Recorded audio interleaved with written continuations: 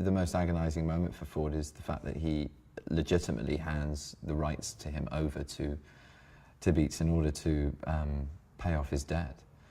And it's like a loan, it's like a mortgage in a way. It's loaning this entity, this valuable, fiscally valuable human being in lieu of him paying back a debt that he owes. So it's horrendous. He knows he's feeding the Christian to the lion. He knows what he's doing, and it tortures his soul.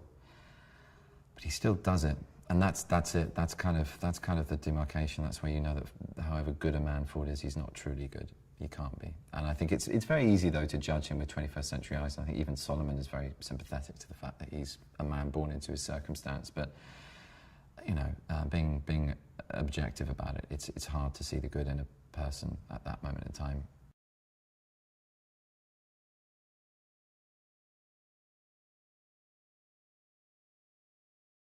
Solomon is a free man from upstate New York who, through the devices of a couple of gentlemen, is led into an insecure position. Basically, he's tricked into believing that his services as a violin player could be helpful for a circus.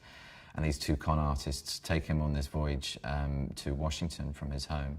And at that point, with the the first president, I think, to die in office, his funeral cavalcade and the whole town is turned over to that. So the fact that Solomon's being promised money and that all this sort of pageantry is happening around him kind of, I don't know, I think it must distract him from the two con artists' ploy, which is basically to get him enslaved. And they do that by drugging his drink. He feels groggy, goes to bed and wakes up one morning a slave in a pen underneath a house in Washington.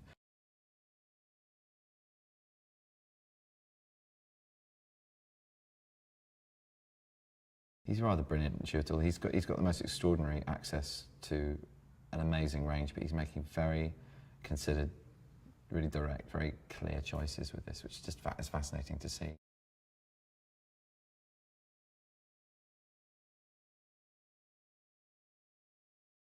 Steve's a wonderful director to work for. He's very clear. He has, I mean, his visual aesthetic, what you enjoy in an audience, you enjoy as an actor as well, because there's a real purity of purpose between the performance space and the camera. It's kept very simple. It's very economic. And you know what your parameters are, which is a wonderful thing.